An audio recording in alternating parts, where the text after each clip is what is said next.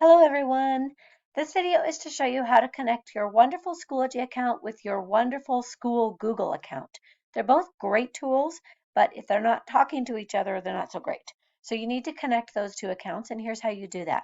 You're going to log into your Schoology account, and across the top, you'll go to the Resources tab. Click on the Resources tab, and then on the left side, you'll go scroll down to where it says Apps. And you click on Apps, and then you'll see that the first one that comes up, or likely the first one that comes up, is your Google Drive resource app.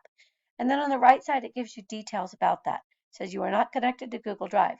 So you need to sign in with your school Google account. That's your Jeffco account or your Southwest Colorado eSchool account. Click on that, and then you're going to have to give it all kinds of permissions to see your files and make sure you trust it and all that good stuff. Click on Allow, and then you'll see on the right side of your screen a list of files that you have in your Google Drive. This makes it super easy to submit things that you've done in Google into Schoology. When you go to submit assignment, you'll just click on the file that you need so that you can get that into your assignment submission. And that's basically it. Reach out with any questions.